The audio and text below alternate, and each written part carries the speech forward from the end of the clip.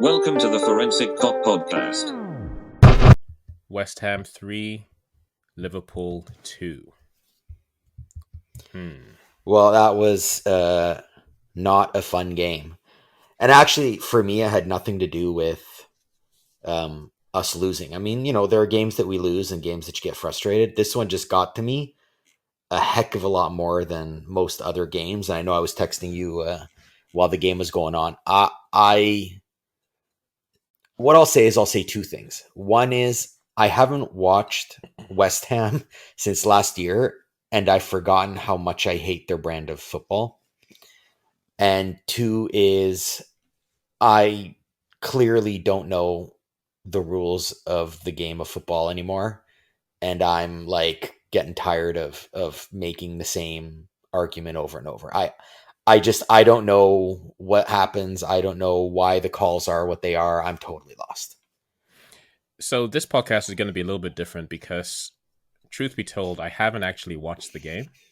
Usually, if I miss the game, then we'll record probably the day after just to allow me to catch up or to allow you to catch up. But this time I decided I'm not even going to bother watching this game because I can already tell from the score. I watched the goals. I've looked at the stats and I can already tell what kind of game it was. And especially from your frustrations, your texts, I can totally tell what I'm going to watch. So I can't even justify watching it. But you know what? In all why don't honesty, you? if there was a game to miss, this was it. This was it, huh? I mean, like, So let me give you a rundown of what I think happened. So first of all, Klopp didn't surprise us with a crappy lineup. Allison had one of those days where, I don't know, he just woke up the wrong side of the bed or something. What else? Robertson was lackadaisical. Robertson was Robertson. No invention.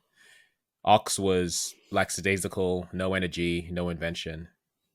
Henderson and Fabinho were confused in the midfield. Salah was doing his tricks or attempting to do his tricks. Mane was just lost.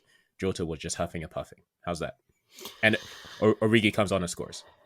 So I'll give you. So are you sure you didn't watch the game there, buddy? Because you're not too far off.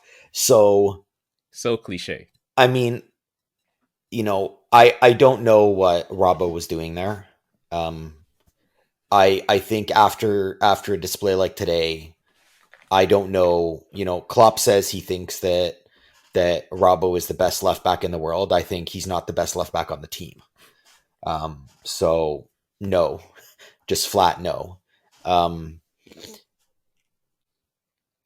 Ox, I don't know. I don't know what he was waiting for. I don't know what he was looking for. He was okay. He was there-ish. What I will say is, if we're going to talk about our players, we can start with that. This one rests pretty heavily on Mane, I would say. Mane had two glorious chances that, one he put right at the keeper, and the second one right at the end of the game where he should have tied it, he put it wide. I just don't know what to say about that anymore. He's got a decent game here and there, but he's not finishing anywhere. I don't know. I'll be honest, I'm more surprised when he finishes than when he misses. But today's were those games where he needs to finish, and he had two glorious chances to finish. And again, putting it right at the keeper, okay, maybe, but then at the end of the game, you need to be able to put it away. We needed a point. We needed to at least tie. That would have at least given us something going into the international break. And he just put it wide, and I just, I guess what you didn't mention, because you pretty much got the rest of it, is I honestly thought Van Dijk was poor. I'll say that. Poor. He's had more poor games than good games this season. Yeah, I would agree. There was one play in the first half where Antonio was coming down with the ball, and Alexander-Arnold and I think Fabinho were chasing him, and Van Dijk kind of ran back, but on his side. He didn't come to help. He started coming to help, and then he went back, and it's like, but Antonio's faster than both of those guys, so where are you going? it was wildly confusing. So I don't know. I mean, that I didn't love his game. Matip was just okay. Alexander Arnold seemed to have a decent game. You know, the Finally main scored on talking a free kick. points. I know, right? How long has it been? How many has he had? But I mean, you know, the talking points are pretty simple. The first goal for West Ham. Again, I guess I don't understand what goalie interference is anymore, because you know the forward went up and had his arms raised, which is not a natural motion. It's and interfered with the keeper, right? Like if a forward's arms are interfering with the keeper's arms, like last I read, that was the definition of interference on a corner, but apparently no. So I find that super weird. Um, and the foul on Hendo in the first half, like I don't remember exactly who it was on him, but that's a straight red. I'm not even sure. Like even the halftime commentary, all of the former players were like, "Oh, he knew what he was doing. He intended to hurt him. That has to be a red in every game." And it wasn't even called a foul, let alone a red. So I don't know. And I'll tell you honestly, what I haven't heard anyone else say was about West Ham's second goal. So on their second goal, Antonio didn't touch the ball because he was in an offside position, but he interfered with Van Dijk getting to the ball. So he was actually between Van Dijk and the ball, and Van Dijk had to go around him to get to the ball. That should automatically be waved off. I've ranted about this passive offside a lot, and today I thought that was the perfect example of why offside is offside. Like, if you don't touch it, you know, unless you're in the far corner, you're interfering in the play. Yeah. I'll be honest. I watched all the goals. I didn't see anything wrong with any of them. I just saw poor defending on on each one. Oh, there was I loads of poor defending by us. Absolutely. I do take your point, but they don't often call those. The goalie interference, they rarely call it anymore. You kind of have to be punching a goalie in order for you to get that call. And then likewise the offside. I'm more concerned as to why Zuma had a free header than anything else. And I yeah, mean, I don't Allison just disagree. he just had an off day. But let me ask you this. So this is where I'm frustrated, um, both with the team and with the keeper and with the ref. So what I can tell you is, in the olden days, if a ref let one goal go like that on a header, he'd basically tell the team, anyone who touches him, I'm blowing every corner dead. And you don't see that anymore because they're no longer allowed to ref a game properly. So, you know, not that on the second corner I thought there was anything wrong, but once you got in the olden days, once you'd gotten a goal on a ref on a keeper after you'd kind of knocked him a bit, you wouldn't get near him because you knew you'd get called every single time.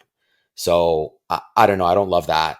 But I don't disagree with you. I mean, our play was poor. But what I'm wondering is, like, if you can knock the keeper around, why don't we do that? Like, our corners are terrible. We Who's don't going do to do that? anything. Ox, was he doing anything else? Because I didn't notice. The reason why we don't do that is we don't, from what I see, we don't really look to score from corners off the first play, which is why Trent always tries to go short, because they're looking for someone to head it out and then Robertson to cross it back in for the second phase. Honestly, I'm At just least I'm tired of hoping it's that. intentional. I'm hoping it's intentional because that's what happens every single time. Really? Because when Simikas is taking the corner, doesn't look like he's doing that. Yeah, the problem is that there's no one in the middle to head it. Unless Allison runs up. Yeah, I'm kind of glad that they didn't pull Allison for any last minute corners this game. I don't ever want to see that again. It just makes us look cheap and desperate. You know what? Like, the thing for me is, I just it was a bad day to lose because other than Man City, everybody dropped points in the top there, and we could have found ourselves right next to Chelsea putting legitimate pressure on them. I mean, But at here's the the end of the thing. day, is West Ham a good team? No. No, Is no, this they are a is good this team actually. BS? No, you know what the problem is? They rely on converting a handful of opportunities each game. And it works sometimes, but it won't work always. So they'll never really challenge for the title. They'll never No, I never really said that, but they're challenge in any other thing, because in the long run, all they'll do is win some games. They'll win a percentage of games. They'll never have a great season. That's y- just not how they work. but you said that they're not a good team, and I'm saying they are a good team. They're good at I what they don't do. I don't think they'll win the league, but they're a good team and they can beat anyone on any given day. And this was actually a game I was concerned about. And I want to ask you this: going into the game, especially after the last league game against Brighton, I was starting to wonder: is it time to see what Gomez and Van Dijk can do together? Granted, Gomez is out ill now, I believe, but especially on the second, was it the third goal? I just felt that Matip Gomez is quicker at reading out danger, right? So he picks up all the pieces, and Matip was trying to be a little bit too extravagant there by pulling up, trying to go in for the block, and he just left his man. I Whereas Joe Gomez would have either he would just stay with his man.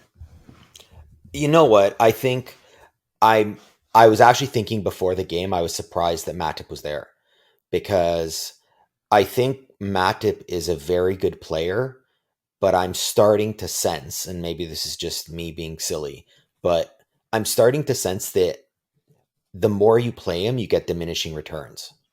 Like some guys, when they play every game, they get better and better because they get in a rhythm. I actually think he wears down. The Yeah, mental, the mental, I don't want to call them mistakes, but he's not quite mentally as sharp. I felt like today there were a couple times like Antonio turned him a bit. Um, I thought he could have played it a lot better. And so I actually would have liked to have seen um, Konate in there, and it would have made because sense against a team like West Ham.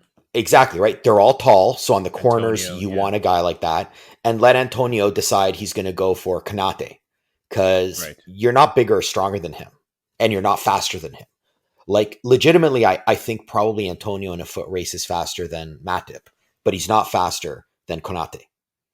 right. So it would have I like I said, I think Matip is very good, but I think A, he was wrong for this game, and B, I just too many games in a row just doesn't seem to work for him. I don't know why. Um, Well, to be fair, he's missed the last two league games, right? yeah, but he played during the week, He played during the week, right? and I don't know. I think he's a guy that you play once a week. Pick which game of the week you want, but don't make him play two games in the span of like 4 days. I I know what you just mean. I don't know what's causing it, but I agree that there is something. There's something that's hindering him from playing every game like Van Dijk. Either it's mental or physical, but there's something that. I don't know. Maybe Van Dijk needs to not play every game too, because he is looking. I wouldn't even say mortal. He's looking just straight not good. I was truly unimpressed with him today, and I can't remember the last time he impressed me in a game. There were times where he made a good run. He knew exactly what he was doing. He was calm under pressure, but I don't know. He's a bit off. I mean, he hasn't become Maguire. Let's let's No, let's no. not be extreme, but he's definitely not the Van Dyke that we're used to. I wonder how much of that has to do with not having Genie, right? Because when we had Genie played on the left hand side of the midfield primarily, right? And so that's Van Dijk's side as well. And I wonder, obviously, whoever's playing there instead of him is not tracking back as much as they should, whether it's Henderson, Thiago, Ox, Jones, whoever. So I wonder if Van Dijk is overthinking what he needs to do to compensate for that. I'll be honest. Ox is just not good. No, Like, he's an impact sub that you just bring on when you want to change your tactics. But he, I don't see what position he plays from the start for any championship chasing team. yeah, like and honestly, there were times that he was clearly not um not tracking back the way he should, and I don't know. I mean, it can't be that he's tired because he hasn't played that many games. So I'm not sure why. But like as an example, and he did pretty well. He won what 6 of 9 duels, so that's not bad. But he didn't foul anyone, and he wasn't fouled either. Like, kind of feel like if you're in the midfield, you should maybe be fouled or foul someone here and there. Like it kind of feels like he wasn't really in the game. Fabinho fouled once and was fouled twice. Hendo, um, actually, Hendo didn't have any fouls either way. So I wasn't super impressed with Hendo either. Although Hendo did get, a red card tackle that wasn't called a red card. So maybe I can forgive a little bit. But I don't know what Ox brought today. I also didn't feel like he really looked for his shot in any way. There are times where you can see he's trying to set up for a shot, forcing the defense to kind of come out outside the box, but he really wasn't doing that today. And so I don't know what he did today. I don't know why he was there. I would have rather had someone else. But again, we've apparently decided to go with the smallest possible team we can for the cheapest possible money we can, and so we end up starting Ox. So I know that we talked about this after the last in the last podcast. I'll ask it again. If we had to buy one player in January, what position do we get? I know the last time you said striker, but I really think we need to get a midfielder because that's where everything is falling down. Yes, our defenders are not playing well. Yes, our forwards are not playing well, but especially against teams that have good midfielders, which West Ham do. Henderson is off. Fabinho is in and out. Ox is just Ox. Thiago is on the bench. Keita is out. Milner is Why? out. Why is Thiago on the bench? Exactly, right? Who knows? Like he's our highest paid player, or at least he was before Van Dijk signed. Like, why? Like, and again, I'm not trying to be difficult, but if we're a team that clearly isn't looking to pay players and we're trying to do it all on the cheap, why are we getting a guy to be our highest paid player that we bring in for 30 minutes in a big game? Well, it's obviously to do with his injury. However, it would have made sense to start him, I think. Fine, start him and then bring take someone else on, right? like, in the meantime or after an hour or something. But don't bring him on when you're chasing a game. Don't bring him on. Other guys already in rhythm. Like, no, just all of that is a no. So I don't know. I mean, to your point, when I saw the starting lineup, I was worried. And I hoped I was wrong, but it turns out that I wasn't, and it made for a not fun time watching. I mean, don't get me wrong. Should the first goal have counted? No, I didn't like it. Should, West Ham's second goal have counted? I personally think it's interference, from in an offside position, but whatever. But at the end of the day, it's not like I felt like we dominated or we, did we deserve maybe a point from it? Sure, but we didn't deserve to win this. We didn't look great. And it was just a very frustrating game to watch. And again, West Ham, they play how they play and they do it well. And we've clearly not figured out how to break down a deep lying team. And our defense is not appreciably better than last year. I don't know how to say it, but I mean, last year we gave up lots of goals, and this year I feel like we're giving up the same. Yeah, I don't know what's going on this year. We seem to be giving up goals in 2s and 3s whenever we do concede, and that's worrying. Is it mental?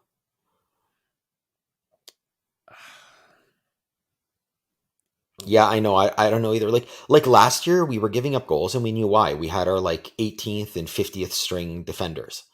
But now, I mean, in theory, I think too many of our players are a bit too comfortable. right? Robertson shouldn't be playing, but he's comfortable because he knows he'll play whenever he's fit. Van Dijk is clearly a little bit too comfortable. Allison is comfortable. Henderson is comfortable. Mane and Salah are comfortable, right?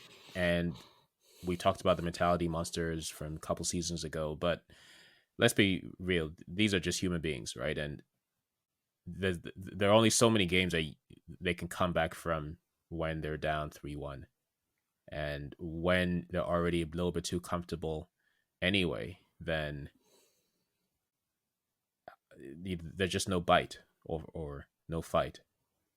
Well, I mean, I think the big one that drives me nuts is I just wish Origi would play to his abilities, because, I mean, his goal today, was fantastic. And if he had been in the same position as Mane and his chances, those would have been gone in.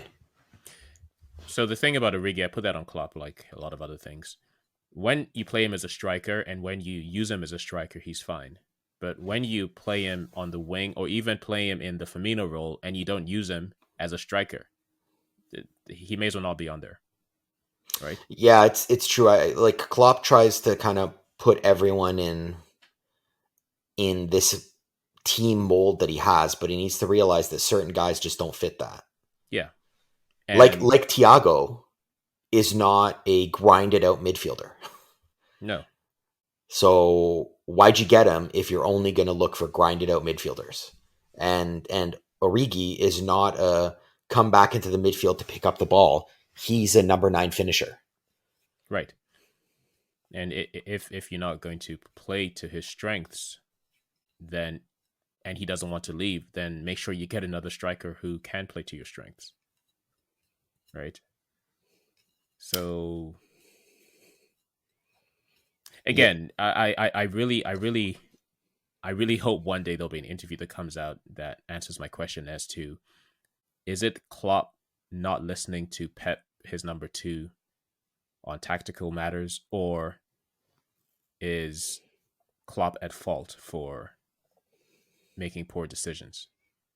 Or is his number 2 not telling him what to do? Because he just doesn't know how to. He doesn't change games. He doesn't change tactics. He doesn't appear to do any. I mean, I'm sure they do, but it doesn't translate on the field as to doing research on the other team as to how to break them down. It's interesting because when you hear his like pregame talks about other teams, yes, like today his pregame talk, like you heard him talk about, well, they're strong in the midfield, and then the guy, I don't remember, the interviewer said something. He's like, well, yeah, but they don't go wide, right? Which is true, they don't. So he's obviously looking at games, and he knows what's going on. But then maybe his players are just not listening, and that's why he's always agitated on the bench. No, I think with Klopp, if you're not listening, you get pulled off. But then I don't know why Ox is on. I mean, Ox does not run back enough, and he's still allowed to play on. Yeah.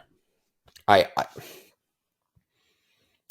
mean, and with Ox, it's more a case of like, well, okay, but who do you have is the next question. Well, you know what? He would bring up a kid before he let a guy not run. That's true. So the instructions to Ox must be, it's okay if you don't run back every time. But it can't be.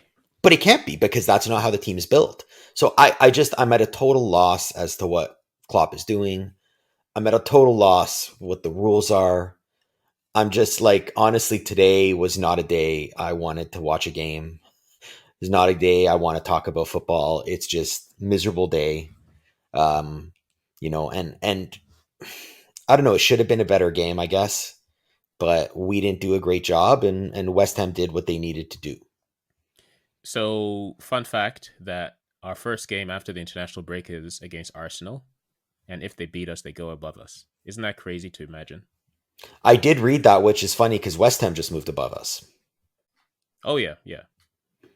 Now, the table is still tight. We're only 4 points behind Chelsea, but this is a pivotal moment. And I don't know if it's a good thing or bad thing that there's an international break, because the next game could actually set the trend for what kind of season we end up having. Well, I mean, you did call it, and you said we're either winning the league or not even making top 4. Absolutely. And if they don't figure out what the fudgesicle is going on defense, this is not a top 4 team. Salah can score all he wants, but if no offense, and I'm not trying to put down West Ham, but 2 goals is enough to beat West Ham, and it has to be, Right. because West Ham's not going to get a whole lot of chances, right? They're not a team that's going to, at least when they play us, they're not a team that's going to generate loads of chances. And that's why I said that our problem is in our midfield, because we are scoring and our defenders, they are playing, oh, they're playing well enough as far as we're used to, but we're just allowing teams to run through our midfield and put them under pressure Yeah, I and mean, then cause them to make mistakes. yeah, we're like the thing is, I guess, because of that, it's the shots that opponents are getting are just better than they used to be, Right. right? Like West Ham had 3 shots on today and 3 goals. That's not typical, like the chances they had were just really good chances. Even the corner. Why are we not boxing out better? Right. Why are we not, if there's a guy pushing Allison, then go push the guy. Like, And I, I can't remember the last time a player has been able to just run through at Allison dead on and shoot. The last time I can remember was Aston Villa last season, where we I, won 2, and it wasn't even Allison in net, but I don't know, because Allison's made a few great saves on breakaways. I mean, maybe they were coming a bit from the side. yeah, they were coming a bit from the side. This one was just, it was like a penalty, right? He was just right in front of him. Our I defenders were nowhere in sight. But But realistically, hasn't Allison been man of the match for several matches this season? oh, absolutely. And it used to be that Allison was the loneliest, most bored guy on the field, and Right, he'd come out to halfway line just to touch the ball. So right. this is not bad. This is Allison is a high utility player that decides games. And today he wasn't at his best, and he decided the game and we lost. Where other games he's at his best and he decides the game and we win. But that's not okay. That's not okay, right? Because this now highlights that we have gaps elsewhere. He shouldn't be the one deciding our game every single time, just like De Gea was doing for Manchester United like 7-8 years ago. Every game he was man of the match, but that's not a good thing. Yeah, and again, I guess you have to ask yourself, like, what is going on? Because Van Dijk, even not as good as he normally is still a great defender. Matip is a great defender. Fabinho is still good. I mean, he's not at his usual levels, but he's still good. But just something is going on, and I honestly don't know what it is. But I don't get paid as much as Klopp and his staff to figure it out. So I'm getting a little bit frustrated. I mean, we're approaching the halfway point of the season, and we still haven't figured out our defense. Again, I don't think it's the defense. I think it's the midfield. We injuries have the same thing that happened last season with our defense is happening in our midfield, where injuries have prevented us from having a set at least midfield 2 every game. Henderson has played pretty much every game, and that's not he is going to break down, right? Eventually. And Well, he I hasn't been mean, playing well anyway. I think we're crazy lucky that our midfield right now is Hendo, Ox, and Fab, and they've managed to make it through 2 games uninjured. Yeah. Like all 3 of those guys, and maybe Fab not as much, but Hendo's usually good for an injury every few months. And Ox, I mean, if you're relying on him, then you're in a bad way. So If if I were the owners and I had all the money in the world to spend on Liverpool, I would go and get Calvin Phillips from Leeds.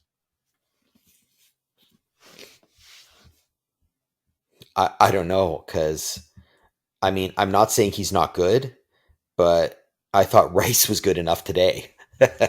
I wouldn't have minded having him on our side.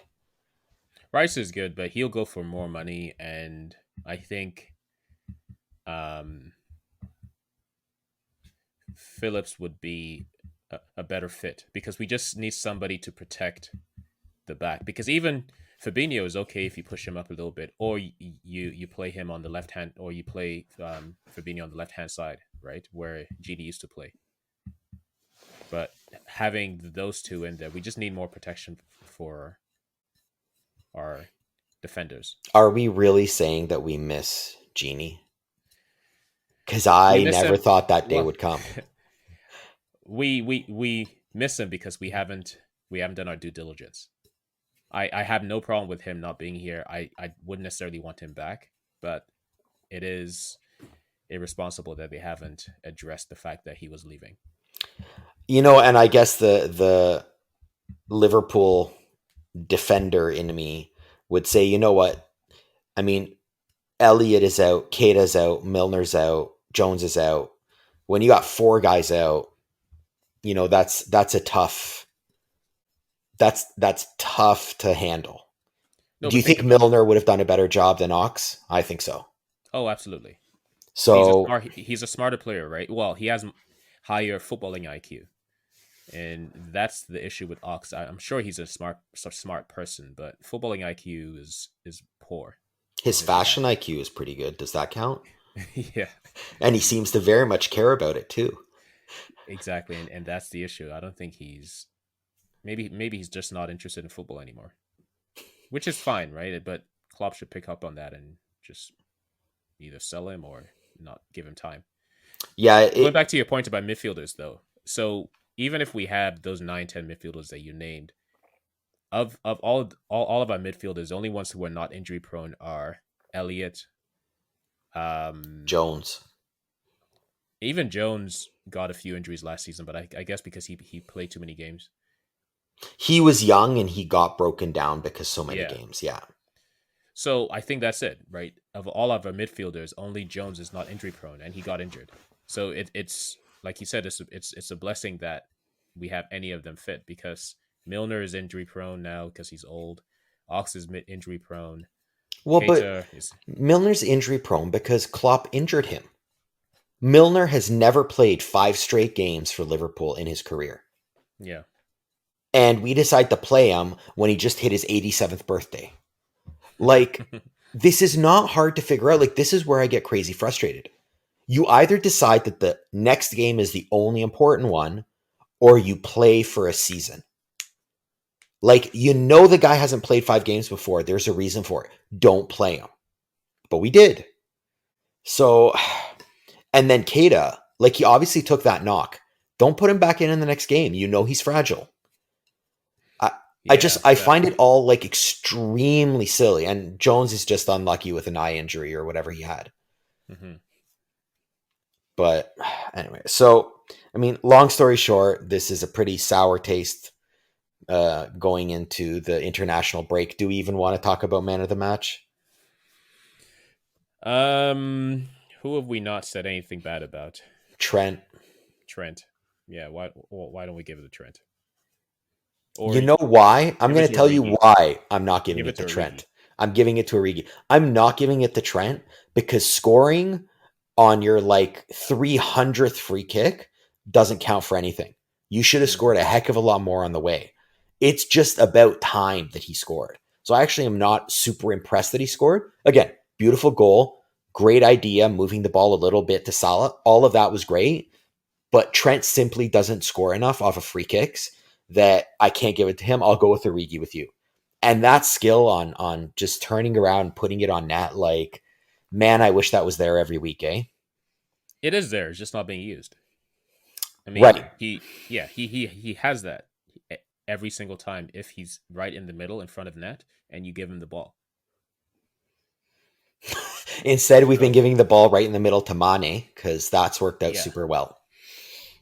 If you think about it with Mane, because I was thinking about this, so he's been with us for about 5 years now, right? 5 seasons, maybe even 6. And in that time, if we're completely honest, he was good for the first half of his first season, and then he went away to the African Nations Cup and came back and didn't really know what he was doing. The next season, he had a good first few games, and then he got a red card against Manchester City, and then didn't know what he was doing for the rest of the season until the end. And then he had 2 good seasons. Then he had one good season. The Champions League season, he was extraordinary. Then the second season after that, he was good enough because, I mean, the team was coasting. Right? He was above ordinary. Yeah. He wasn't extraordinary, but he was above ordinary, and then he's just been poor. Right. So, and what did I say? Is this just the player that we now have? Like, is this just remind me? 2 years ago, what did I say we needed to do with him? Sell him. Absolutely. And why was it? Because this is his peak value, and he's not this good. Yeah. So you're preaching to the choir, my friend, because I agree with you. He has flashes. He really does. Like Firmino. He has those games that he can almost convince you that maybe he's still got it. But, when we need a goal, sadly, there's only one guy on the team who can deliver, and that's Salah, and even he can't on days like today. Yeah. So, it is what it is. A loss, a missed opportunity. We could have gained a bit of ground. Instead, we actually find ourselves looking up at another team. And, we go into the international break. Hopefully these guys go away and come back hungry, but who knows? We've got a big game against Arsenal in 2 weeks, and that may kind of point us in the direction of the rest of our season.